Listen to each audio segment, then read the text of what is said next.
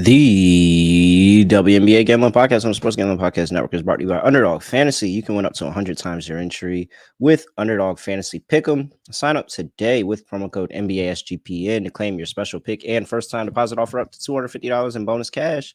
UnderdogFantasy.com, promo code NBA SGPN. We're also brought to you by the Mega Memorial Merch Sale, 15% off everything in the SGPN merch store with promo code SGPN May. Yes, sir.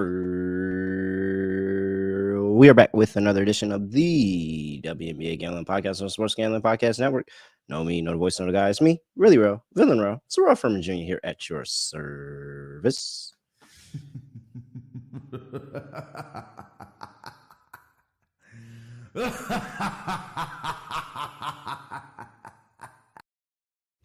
And I'm cackling laughing because Sparks plus 215 on the money line was rather easy. And I know Indiana came back with a pretty good third quarter. But for the Sparks to go on the run they did to make that third quarter away, I think it was a 1-point loss in the third quarter. And then to dominate the fourth as they did. I mean, honestly, it's their fault. It's not my fault. It's their fault. Why would you make Indiana a 6-point favorite? Like, you guys are goofy. You're actually, wow. Caitlin Clark really has people in the chokehold at Indiana. I know for a fact Indiana last year would not have been laying 6 at home against the Sparks like that. Like, that's the Caitlin Clark effect. And those are the lines that I'm telling you, people. Those are the lines where we take advantage and we let them know that you should have never done this. And we're going to beat you over the head for it. So, pretty easy. Scott and I both. Scott gave it out as a bonus dog. I gave it out as my dog. Easy cash here. I am awaiting the Seattle Storm and the Chicago Sky game to conclude. Currently a 5-point game with 2:30 left. I have the Storm laying 3.5. So a little bit of a 6-point game. No, 8-point game. I lied. Because you just had a 3-pointer made by Skylar Diggins Smith. Skylar Diggins Smith has 20. I told you she was heating up. Over 15 and 14.5 was cash. Scott Studio Reichel. Scott, what's going on? Scotty, beat me up. Surprise. Yeah, doing okay. Ended up having an interesting episode because we added an extra pick, and I kind of needed that extra pick because I lost my lock and dog, but I did win the bonus dog, had these Sparks at plus 215. Indiana, not good. 1-6 team was laying 6.5 at home. Sure. All right, whatever. No complaints from us. Shout out to Erin McDonald, who had 21 points off the bench for the Sparks. She was really good. But Indiana, just at the end of the day, has really just, I'd say, underwhelming overall talent. We saw Mitchell struggle a lot in the first half, kind of picked it up late, but still shot 3 of 7 from 3, 5 of 15 from the floor. So Mitchell didn't exactly have her best game. Boston was fine, but she was in foul trouble the entire game, and that was kind of the story of her night. Clark had 30 points. Bit misleading because she also had 15 free throw attempts, so she really wasn't that great from the floor. She also had 7 turnovers to go with her 6 assists. That's where I'm kind of annoyed. I had Clark over 6.5 assists. They scored 82 points, as she only had 6 assists. As for the Cloud play, wasn't close. For future reference, I might have to pretty much void all tempting assist overs against Connecticut. That defense was crazy tonight. Like, I don't think I can go back to fading Connecticut's defense. That defense is too good. I'm just going to stay out of their way. You do you. I was familiar with your game, but now I'm more familiar with your game. So, yeah, Cloud never stood a chance, but Clark finishing 1 assist short was kind of rough. But at least the Sparks got there at plus 215. Yeah, and I mean, honestly, truly, that's completely the Fever's fault. You know, Scott, the did you odds know makers that Kelsey? fault, Did you but know yeah. Kelsey Mitchell had a 10-point third quarter, and then didn't play a minute in the fourth? I feel like we've talked multiple times about the coaching staff, mostly with Boston being benched, but apparently Kelsey Mitchell's getting some of the love too from the coaching staff. And now I get it. I get it. She did not look good in the first half. She didn't. But she had a 10-point third quarter. Like when I say you got to, so first of all, I tweeted out Mitchell over 16 and a half as one of my plays of the day. And so the range of emotions, because we start the game with her missing point blank layups, just moving too fast, missing a whole bunch of easy layups. She has 5 points at half. Then the third quarter comes around and she cannot, she three gets herself back into a 10-point quarter for her. Don't see 2 points, Scott. 2 points at that point. Don't see her a minute of the fourth. A minute. That's insane. A minute of the fourth. You don't play a minute in the fourth, and you just had a 10-point quarter the quarter before. It's also about the team you're on. Indiana does not have much talent. If you just go down the roster, they don't have many players that you actually trust late in games. And Mitchell kind of helped them steal that game against the Sparks earlier this At past the end, weekend. at the end, why do you not play her at the end of the game? That's why they lost, and that's what they get. That's why they lost, and that's exactly what they get. Yo, at the end of the game, she won them the game last time, despite shooting the ball. Yes, she has not been the best, the most accurate, has not been the most efficient, I should say. But golly, not a minute in the fourth. I just And don't know then what you other have talent you have on your team. It's ridiculous. I think it's absolutely ridiculous. But Aaliyah Boston came up big for them. She did 17 points. That's a very, very solid game. We talked about it too. I said Aaliyah Boston would have a good game. So I like the under in rebounds. We're both right about Aaliyah Boston. yep. All right. Let's see here before we get I do want one thing, by the way. One thing I want to mention in passing. Nalissa Smith tonight played 19 minutes. She was a negative 24. How do you pull that off? Team lost by 3. I lost by 6. Negative 24 in 19 minutes? They put her. No, that's not her fault. I didn't say it was fully her fault. I'm saying that's rough. That's a rough day. No, but I'm saying it is. That's why I don't like plus minus, and it's fun to talk about sometimes and just reference, but it really don't mean nothing because she was literally in the game at all the worst parts of the game because Aaliyah Boston was in foul trouble and she had to keep coming in for her. Any point that she thought she had some rest, maybe just came off the floor, thought she had some rest going on, Aaliyah Boston gets another foul and she has to come off the floor and Nalissa Smith has to come back on the floor. That's one instance where you could say, hey, the plus minus didn't go in her favor and it's actually her teammates' fault. And which is crazy because Aaliyah Boston still ends up with 17 and 6. But nah, man, she was really, really struggling with those fouls. And it was just really, really tough on Nalissa Smith. And it's tough because Fabile was in. I think Fabile actually fouled out. Ended up fouling. Yeah, she did end up fouling out. That's really, really tough. She didn't get any momentum that she was gonna get. Kind of got stalled off the bench because she had to keep coming in relief instead of in her normal playing minutes, getting into her northern rhythm. So that's what I noticed about Nalissa Smith, and that actually is going to have to go into account if we ever end up taking any of her props again, because if that's how they're going to start using their bigs and there's no real plan for them, there's just, hey, whoever's not in foul trouble, go out there.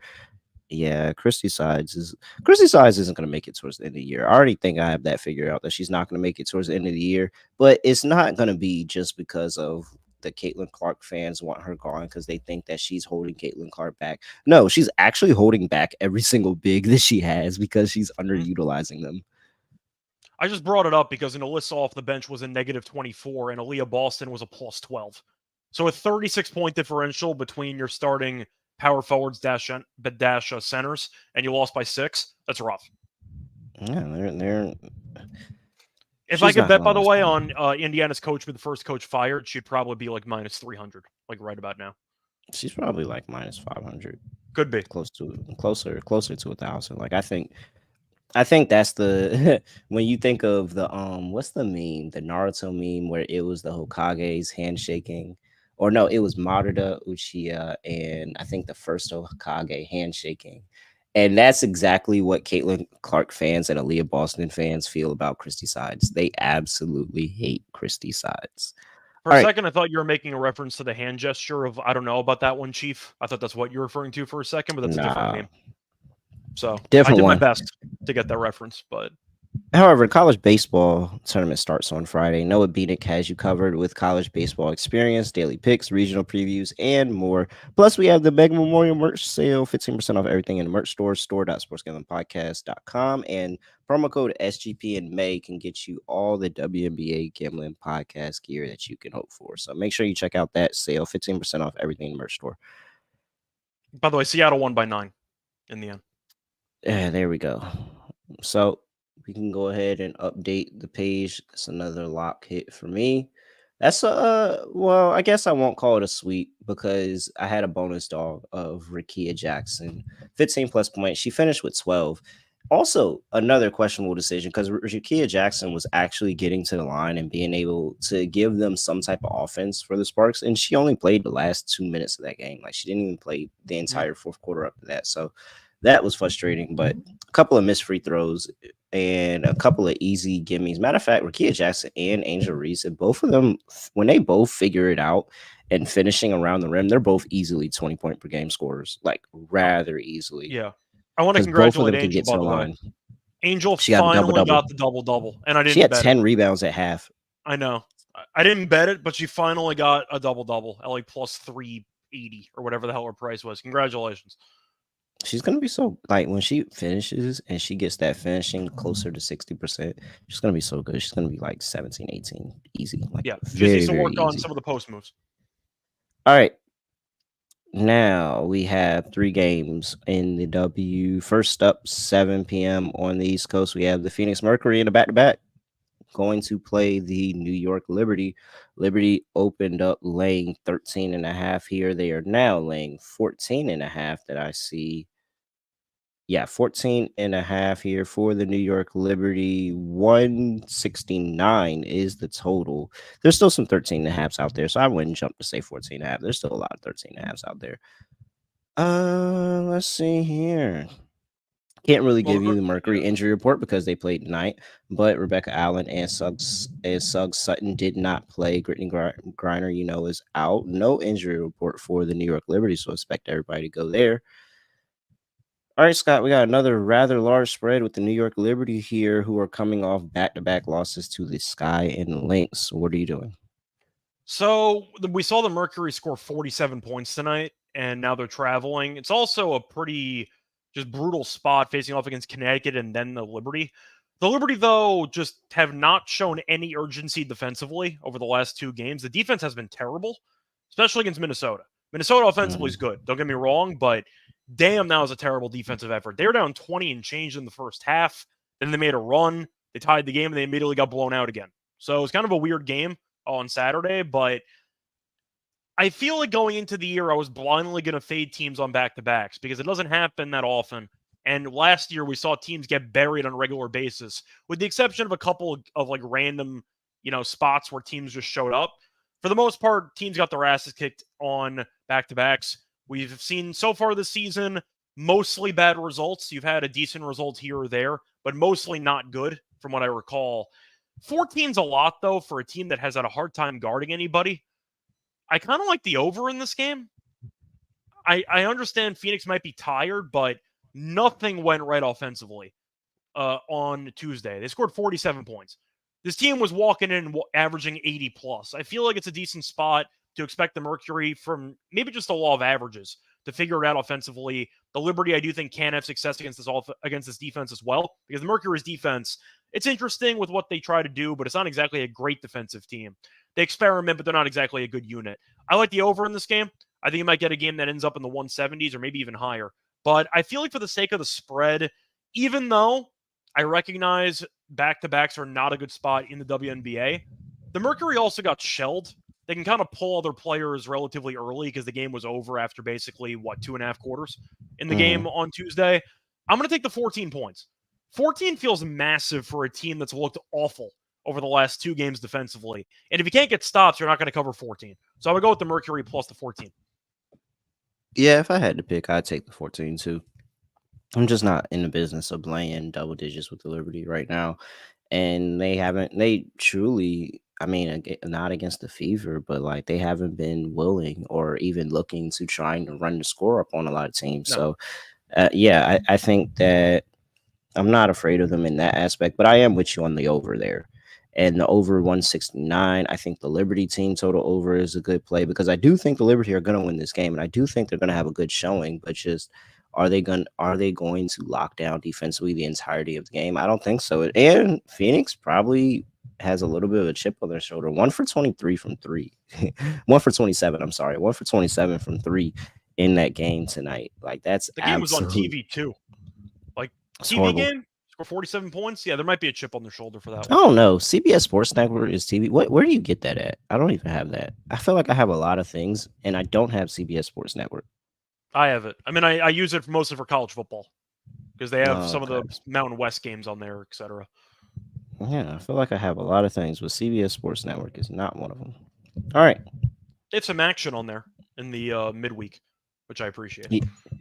Yeah, I really like that Liberty. 91.5 is that team total. I think that they're going over. This Phoenix team is actually like they're interesting defensively, but at the end of the day, they keep letting score. Like they keep letting you score. And honestly, the Connecticut Sun were going over their team total if it wasn't for a slow starting first quarter. Like that's really was. If the first quarter didn't start as slow as that game did, then Connecticut Sun would have went over their team total too. So I'm gonna just go ahead and say that they're gonna play even less defense on a back-to-back, and the New York Liberty get over that total.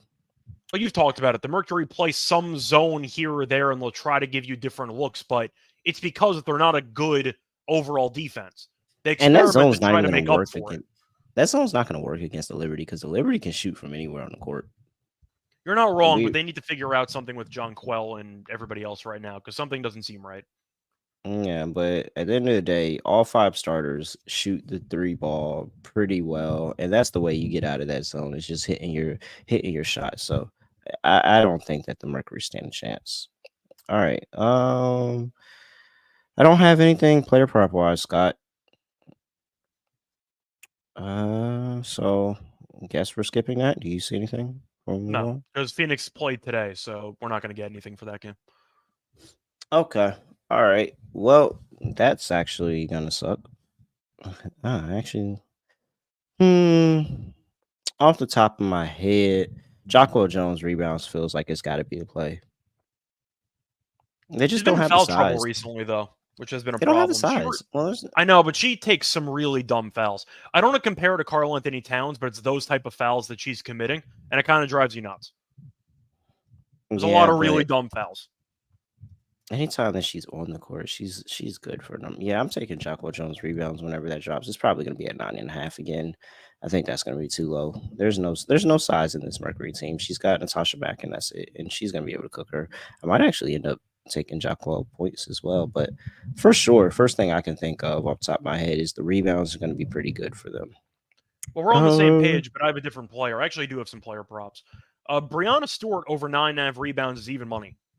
Why? I have no idea. She's had 10 plus rebounds in 3 straight games, 11 plus in 2 of the last 3. And I think she's in one for a good game. She's had at least 12 rebounds in 2 of her last 3 games against Phoenix. They don't have a center right now because Griner's still out. Yeah, I actually have some player prop lines, but Stewie, 9.5 rebounds. The over's even money. I'll take that. Okay.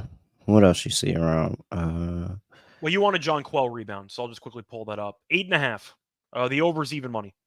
Yeah. That's not staying. That's not staying there anytime soon. Kalia Copper's at 25.5 points. Yeah. I understand it. She had 7 tonight, so you're hoping that she bounces back, but 25.5 just feels massive to me.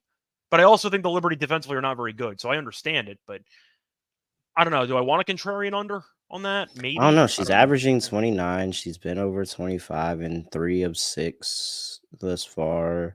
Yeah. These splits are actually insane. And then if she's not been over it, she's been at 20 and 19. So I don't know. I'm not fading Kalia Copper right now. I don't mind maybe Benai Jolini under 12. Reigning player of the week, Kalia Copper, by the way. Well, she deserved it. Player of the week. Yeah. I don't mind Benai Jolini under her, or Lainey Hamilton under 12.5 points. She's had less than 10 in back-to-back games, only had 4 against Minnesota. She has gone over 3 times this season, 2 times in the last 5. She had exactly 13 in those games. So I do think that, once again, she has not exactly been lighting it up after the opener against Washington. 12.5 might seem a little bit high to me. especially based on where she is hierarchy-wise on this Liberty offense. So I don't mind Lainey Hamilton under 12.5 points. I actually don't agree. I think she's going to be able to Okay. score because of the shooting. It's just the shooting on the outside. I think I'm just not in the business of taking unders in this game. I think that this could be one of those games where the Liberty starters just well, outside of Courtney Vandersloot, I don't think I want any part of Courtney Vandersloot, even though she's been better. But no, I'm good on that one. But everybody else, I think they have pretty good games. All right. Next game on the slate, we had, before we get to the next game on the slate, gotta talk to you about Underdog Fantasy, the easiest place to play fantasy sports. You can play their fantasy pick'em, and it's as simple as picking higher or lower on player stats as points, rebounds, and assists. And you can you can do all WNBA on an entry, or you can play NBA in there, you can play MLB, golf, all of those things, MMA, all of that's at your fingertips, and you can play it and win up to 100 times your money. It's available in 30 plus states, including Canada, and they just launched in Florida again. So make sure you go tap in all Floridians and use that promo code NBA SGPN at underdogfantasy.com. Promo code NBA SGPN for a $250 bonus cash first deposit match and a special pick. So make sure you use that promo code NBA SGPN. All right, next game on the slate, we have still in the 7 o'clock hour, Atlanta Dream on the road going to play the Washington Mystics. Dreams open up at laying 5.5. There's still some 5.5s out there. 163.5 is the total. Let's see, injury report here for these two, and we have Jordan Canada is still out for the Atlanta Dream with a hand injury. No update on when she'll return. Brittany Sykes is still out with an ankle injury. And Shakira Austin is probable to play. So here we are. Dream laying 5.5 on the road. What are you doing? Well, the Dreams so far this season have been average, which is kind of what we thought they were going to be so far this season. The Mystics we thought would be bad, and damn, they are really bad. They're over. The only winless team left in the league. I see a 4.5, actually. If you don't want to go with the Dream, I am going to go with the Dream. I just think they're the more talented team. I know Washington's battled some injuries so far this season. You know if Sykes is playing in this game? I'm assuming she's out, not. right? She's out. Yeah, so with her She is being out. out, I just have too many doubts about how this team is going to actually score. You're looking at the last game, they lost by 32 to Seattle, lost by 3 to Phoenix, lost by 2 to Los Angeles. So they've been close in some of these games. They've only played 2 home games. They actually have not played a home game since the 19th. So you can argue that maybe the home crowd might give them some type of energy. But in reality, I just think the Dream are better. They lost to the Lynx. The Lynx are a good team. Beat Dallas, good win there. I lost to Phoenix by 3, close game, lost that one. Beat the Sparks in the first game on the road by 11. The Mercury not the Mercury. The Mystics are just not very good, just simply put. Right now, record-wise, the worst team in the league. So until Sykes comes back, I think I have to keep fading this team. There's just not much there. You lose Cloud. Sykes is injured. You lose Deladon. You really got nothing left. You got Austin, who's on a minute restriction half the time, and it kind of drives you nuts. But I'm going to go with Atlanta. They just have more talent. It's kind of similar to what we talked about for the Storm and Sky game tonight, where we thought that, well, even though the Sky looked decent so far this season, one team is just clearly a tier above the other team. I feel the same way about these two teams. I think the Mystics are at the basement, and I think Atlanta somewhere in the middle. I'll take Atlanta minus 4.5. All right. I disagree. I'm on Washington. And here's why I'm on Washington. Scott, I would like to pose to you a question. Okay. And I know for a fact you're not going to get it right, but I'm just going to pose the question to make my point. When is the last time do you think that the Atlanta Dream covered 5.5 on the road? Okay, I got to think about this one. It's going to be at some point last year, but I have to guess the month, basically. So I'm going to go with July 2023. Good job, Scott. Thank you. July 9th at Chicago, 88-77. That is the last time the Atlanta Dream have covered this number on the road. That is 1, 2, 3, 4, 5, 6, 7, 8, 9, 10, 11, 12 straight games. And that's only in the 2023 season. But So what were they against the Sparks? Hmm. Okay, well the Sparks game does count, but Okay. so one time in 14 games. Okay. 14 games, one time they've covered this number on the road. I'm really good. And I think the reason, and they almost didn't cover it against the Sparks, I know because I took it. But Mm. the reason that I am really more locked in is because they don't play defense, man. They just haven't figured it out defensively. I don't want to Yeah. lay points with the I don't want to lay points with the team on the road that refuses to play defense. And so this Mystics team have been, hey, whatever you give me, I'm gonna take it offensively. If you're going out there and you're playing a level of defense and quality defense, the Seattle Storm played really good defense this season. The Connecticut Sun, we know, have another notch defensively that they're able to stick it up to. Then you're able to go out there and do it. But if you're just going the Liberty, they let them score 80 points. Who else? The Sparks let them score 80 points. I think it was the Sparks. It was somebody else. But the Mystics are not foreign to getting up there in points. And so I think that because of that, I'm not the Mercury. It was the Mercury 83-80 to the Mercury. 68 points against the Misses, but they only lost that game by 2. So they've been competitive in a lot of these games. If you're not one of these world beaters defensively, then they say that, hey, we're going to be able to score. We're going to be able to keep it close, whether it's a slow paced game or whether it's a fast paced game. I think that this Mystics team is going to be able to keep this one close. I think this is a one possession game. So I like the Mystics to be able to get it done. I'm going to sprinkle a little bit on the money line here, but I really do like Mystics plus 5.5. I'm going to fade the Dream defensively and say that they're just going to continue to let the Mystics get easy buckets and just drag their team total over. So I like the Mystics to get it done. I like a Mystics team total over in this game. And I actually do like the over 163.5 because I think Atlanta's still going to be able to do scoring on their aspect, but they're just going to let the Mystics hang around until ultimately they don't cover this line. Yeah, so I agree about the last point in general. I do like the over in this game. I think the Mystics are going to get some success offensively. They also just gave up 100 to Seattle, so I know this defense isn't any good either. I see points in this game, so I'll go with the over. We talked about it during the preseason preview. The Dream built their entire model around basically being the Atlanta Hawks. We'll see what happens over the course of the season, but they don't. You wouldn't lay points with the Atlanta Hawks on the road. I would not. The last time I tried that was the play-in game when they lost to Chicago by about 20. But I do think that the Dream are the better team. Without Sykes, I just have too many questions about the way that this offense is currently functioning. I think it's going to be a high-scoring game. I just think eventually Washington will be unable to keep pace. That's kind of my argument for Atlanta. All right. Let's see here. Over player props. If I got no available. props, by the way, from what I can tell here. I got nothing. Yeah, I don't have anything either. All right. Well, if I like the Mystics and I like points, then I think that I'm going back to Ariel Atkins. Ariel Atkins have a really good game here at home. I do. Although her minutes limit is really, really frustrating me, I'm just going to keep going back to Shakira Austin because they keep making her points prop like 9.5, 10.5, and she just continues to get the attempts. Like she's going to continue to take the attempts whenever she is in the game. So I'll probably be on Atkins and Austin both to do the scoring, and maybe Stephanie Dolson threes if I can find that. But I don't think that's been readily available for majority of the audience.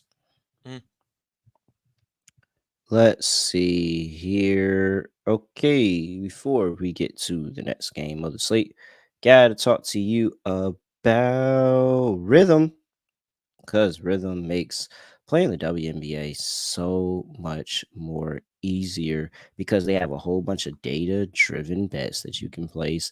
They give you a whole bunch of custom betting models that in seconds they can give you AI betting recommendations for every game, and you can become a better in the W. So you can take what you learn from this show, you can take what you learn from rhythm, and you can go out there and have you a good day. Make sure you go download rhythm now and start a 7-day free trial with WNBA, golf, and more. Rhythm is available wherever you get your apps. All right, let's see here. Last game on the slate, we have the Las Vegas Aces on the road going to play the Minnesota Lynx. Lynx are catching 6 at home here. 172 38.5 is the total. Injury report for these two teams. And for the Aces, Kirsten Bell is out. Chelsea Gray, we know, is out. And Diamond Miller is going to be out for a while as well for the Minnesota Lynx. Here we go. This is a pretty high-powered game. Lynx 4-1. I think they've ascended to second in the power rankings. Aces 3-1. Still a really good team here. Laying 6 on the road. Scott, what are you doing? Yeah, I expect a lot of points in this game. I'll start there. Minnesota's been really good. I do think the Aces are the better team, but I do think you're looking at what should be a track meet, and Minnesota has been impressive. So it is pretty tricky. I do think if I had to pick a side, I probably would lean to the Aces. I just think that Minnesota was, I don't want to say fortunate because McBride's a really good player, but she also just, I don't think missed a shot in the entire game. She had 31 points. She was incredible. But I do expect the Aces offensively to look very sharp here. So once again, my favorite play is the over. I'll lean to the Aces because I think that it's a low number for a team that I still think is more talented. And I just think that Asia is going to get whatever she wants. I think we agree Asia is definitely better than Collier. So I think you're looking at a spot where Asia is going to dominate, and then you might get contributions from Young and Plum. And I just think they're a deeper overall roster scoring-wise than the Lynx. Not to insult the Lynx, though. They're really good. So give me the over, but I'll lean to the Aces. Yeah, this Minnesota team is going to be competitive. They always are when they play this game, but I just think that this number is short enough where I'm not afraid laying it with the Aces, because I think that if free throws, anything, like they could be in this, Minnesota could be leading at half, they could be leading in the third quarter, and then all it takes is a fourth quarter and it can completely flip, go to Aces way, and the Aces are up by 7-8 with 45 to go. Yeah. So yeah, I'm gonna go ahead and back the Aces here. I think that they just have too much. I think they just have a little bit too much. And while I do think the veterans for the Lynx are really, really good for them, I think they're going to challenge. I don't know if those veterans have what it takes to be able to slow down Kelsey Plum, Asia Wilson, and Jackie Young. And then with Jackie Young also progressing as point guard of the team and being able to help get other people more and more involved, especially when she's driving to the basket and kicking out and being able to hit open shots, then yeah, I think that all bodes well for the Aces here. I think the Aces bounce back in a good way. So giving the Aces laying 6, 172.5 is the total. I'm with you. I like the over. I think there's going to be points. But give me a Minnesota first half. Aces come back, complete it, get the win. I'll take a nice little Minnesota first half and Aces. Hey, we almost hit the Sky Storm, by the way. Jewel. It's always Jewel, man. It's always Jewel. Jewel went to the line, got fouled, went to the line, hit both free throws to win the first half and kill that bet, but it was close. Let's see here. Player props. Don't have anything listed for this game either. Come on. You guys got it. You've been better about this. It's like 10-25. We've had other nights where we've had at least some player props out. Come on.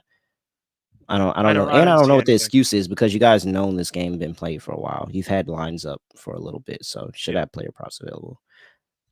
This even lines up for the games. Oh, so this lines up for the games on Thursday as well. Huh. Well, let's talk about that. Let's talk about that a little bit. We got a little bit of extra time. And we're not gonna have a show on Thursday. I don't think. Do we have that on the schedule? I don't think we have a show on Thursday for the schedule. Yeah, so let's go ahead and add these extra 2 games here for the people, Scott. Why not? Sure. Anything else on the Aces and the Lynx? No. I think we covered it. I like the over. All right. On Thursday, May 30th, the Seattle Storm are on the road going to play the Indiana Fever. Looks like Indiana opened up -1, but it's already flipped very, very quickly to Seattle laying 1.5. 167.5 is the total. I don't have an injury report for you because both of these two teams played today, but I mean, is there Scott 1.5? 1.5? Where's my drop?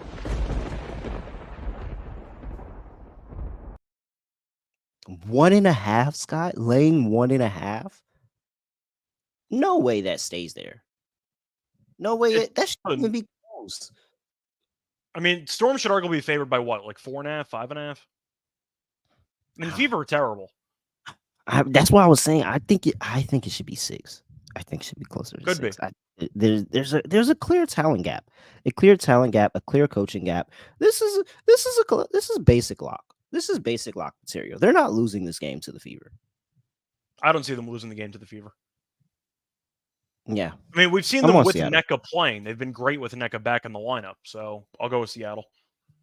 Yeah, I'm with you. All right, Seattle laying 1.5. I'm really confused about that. But total here is 167.5. Oh, David Jones Jr. says he already sees a 2.5. I know that's going up. There's no way that stays at 1.5. I'm betting that immediately. 167.5 is the total. The question here, because I feel pretty good about Seattle scoring, is Indiana going to be able to score? I think so. They played enough pace. I mean, we saw them score a decent amount against the Sparks today. I'm not sure how many they're going to allow to Seattle. I mean, Seattle could score 90 in theory. I think I prefer Seattle team total. I mean, it's going to be probably closer to 84 and a half, give or take. So I'll take the Storm team total over. I think I'll lean over for the game, but I do think I prefer the team total. Skylar Diggins-Smith is just playing way better than what she was earlier in the season, and it's possibly she got her legs under her. There's no way that this should be adjusted. This is a different Storm team when they have all 3 of their scorers that can go out there and score. And first of all, take Storm team total over, whatever that number ends up being. Just go ahead and take the over there, and yeah, that's it. Just take Storm team total over. I don't even want to trust Indiana, because Indiana, if they do anything like they did tonight, then they're not going to be able to score. They literally couldn't hit the broadside of a barn. They couldn't hit the ocean from a boat. No, absolutely not. Yeah. All right.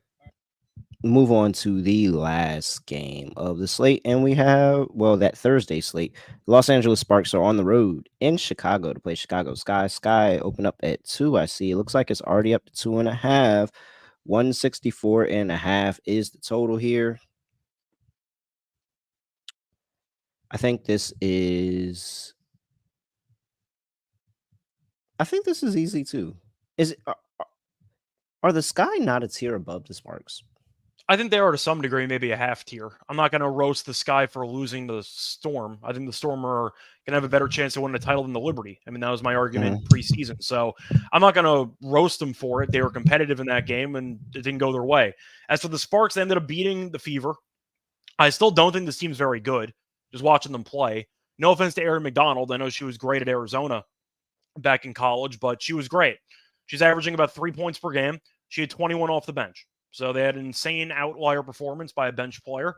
The offense is still fine. Brink offensively is still extremely raw. I believe she had 3 points in the game tonight. Great defensively, but there's just a lot of youth and a lot of growth that needs to be made with this roster. And I think the Sky, even though they are a young team too, have a few more reliable options offensively, as far as I'm concerned, with Mabry, etc. So I like Chicago as well. I think it's a good spot for them to bounce back. I'm not going to suddenly think that the Sparks are good because they beat the Fever. I think the Sky are being disrespected here. So give me the Sky -2.5. Yeah, but so here's the thing about the Sparks, and I actually do question it. And I need to set up an interview. Somebody gave me an interview. I need to set up an interview with somebody in the Sparks. I'm very, very curious, because there's either 2 things that are happening.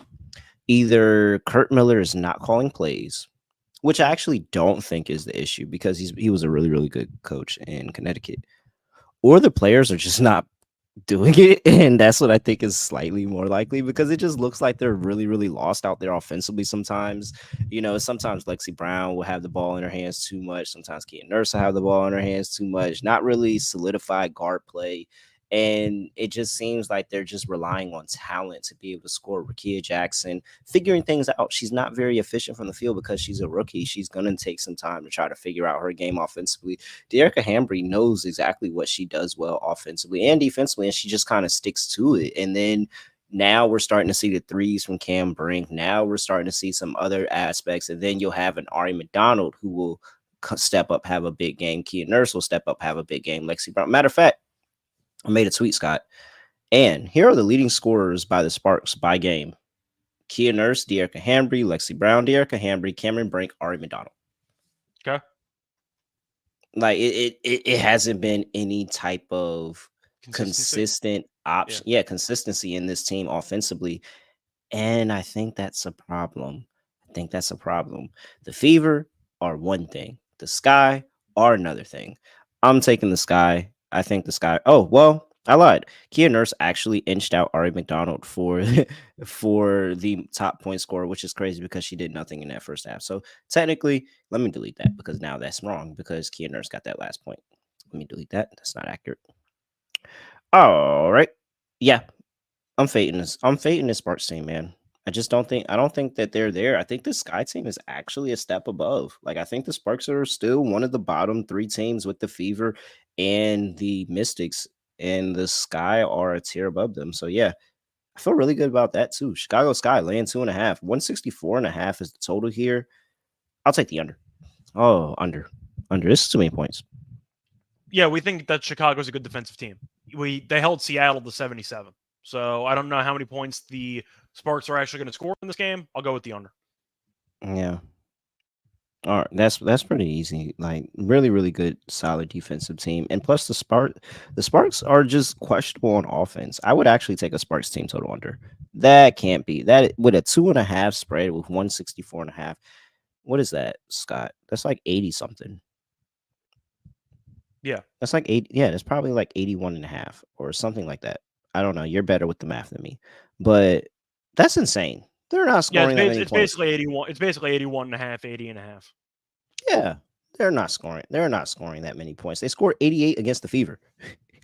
Yeah. They scored 88 against the Fever, 83 against the Wings. Okay, understand that. But then you look at that 73 against the Fever, 70 against the Mystics, 82 against the Aces. We talked about how they haven't looked good defensively. 81 against the Dream. We talked about how they haven't looked good defensively. I think this Sky team might actually be the best defensive matchup they played all year. It might be. So I Yeah, don't disagree. this is the best defensive matchup they played all year. Sparks team total under. That's gonna be that's too high. Yeah, Sparks team Okay. total under. All right, let's see here. Okay, that's it. All the games we got 5. There you go. You came here thinking you were getting 3 games, and now you got 5. So Scott, lock, dog. Really can't give an underdog lineup. Um, so let's just throw a bonus lock in there. We did a Okay. bonus dog last time. Let's throw a I think we're bonus lock just in going to co-sign the Storm. So do you want to just get that out of the way? there. Is that the Yeah. bonus? Because I'm taking Seattle. I mean, I think you are too. Do I want to? Yeah, I was actually considering making Seattle my mainstream. Because I'm on day 2. I love Thursday slate compared to Wednesday Well, I'm because I saying in feel general, so though, do solidified. you want to just offset the bonus lock as we're both taking the Storm and we're just going Yeah, to we're move on? both taking the storm. So we're both Okay. taking the storm. That'll be our bonus lock. We're both on storm laying 2.5. Well, 1.5. Still 1.5. Laying Yep. 1.5 for the Seattle Storm. That is both of our bonus lock. For my lock.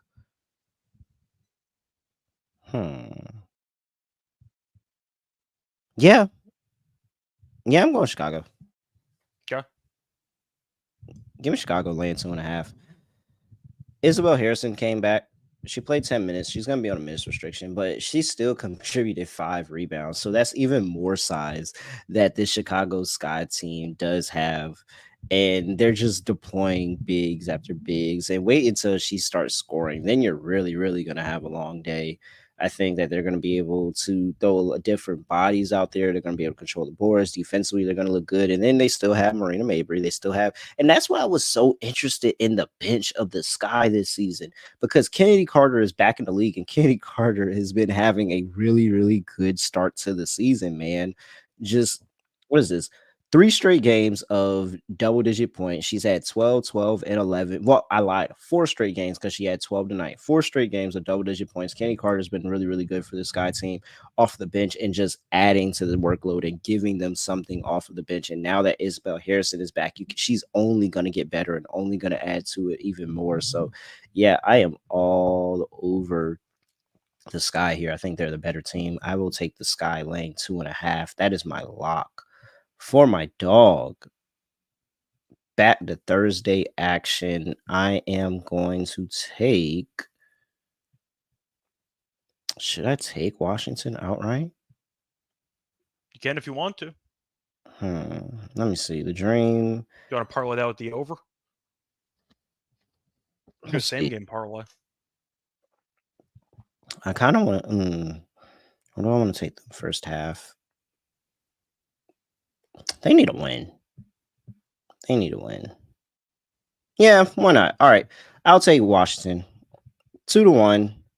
Get it done. Because I think they're going to be in the game.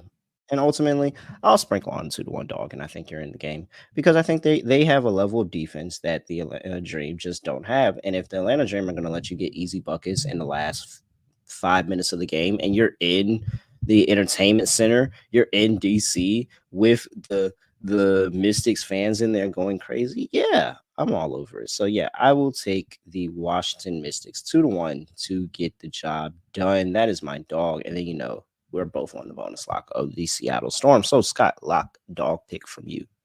Yeah, so for the lock on the show, I think I am going to go to a total. I'm going to go with the over in the Dream and Mystics game. I just don't see much defense being played. We saw the Mystics allow 101 points last game, but they've been involved in a decent amount of high-scoring games. They've allowed 80-plus points in, I believe, 5 of their 6 games, I think, so far this season. So they've been a mess defensively, and I just think you're looking at both teams just not being very good at stopping the other team from scoring. So give me the over at 163.5. I see that line moving, so I'll go with the over. Atlanta, by the way, has allowed at least 80 points in every game except for one. They've allowed at least 78 points in every game. So give me the over at 163.5 as my lock in the Dream game. For the dog, give me a 2-pick parlay. I am going to go with the Sky money line. Parlayed with Brianna Stewart over 9.5 rebounds, and the 2-pick pays out at plus 240. Okay, so wow. I wasn't expecting that. A nice two. I don't know, Scott. Your dogs are really, really juicy. I need to make sure I play that. And I think that's a really good play. So for your lock, you went the over 163.5. Yep. That's the number you got for that one. Okay. Yep. For the Dream All game. right. Anything else for the people before we get up out of here? No, we gave out 2 bonus games. So don't forget to check those out. So, we also cover the Thursday slate. Yeah, definitely. We might have to change the name of this one to add Thursday. Yeah, I'll fix it. It's fine. It's all good. It's all good. Appreciate it. And yeah, shout out to them for giving us line. That's where I will say the books have gotten better with Scott. When have we consistently gotten lines 2 days before? Like those games just went final when they gave us the lines on 2 games on Thursday. That's getting better. Now we get the player props, and we're really cooking with hot grease here. So, all right, I will. What else do I have to do? Oh yeah, make sure everybody here who was riding with us during the stream, and we got a number of people that be here. David's here all the time. Sharma, I saw you here last time. You was here before. Shannon Brown's here all the time. Shout out to him. Skinny Hardaway been here before. Shout out to everybody. And hey, if you're not listening on YouTube, come with us the night before, because I bet you that when you see this Seattle Storm line, it's probably going to be at 3. Like, I just can't imagine this not going to 3, maybe 4. Like, I think Sharps are going to be hammering Seattle because they should. A pick. That's an insane This line. is almost a pick. This is almost a pick. That's insane. So, all right. I actually don't have anything else to say. Anything else to do? No other way of ending podcast. Just ending like this. We are out of here.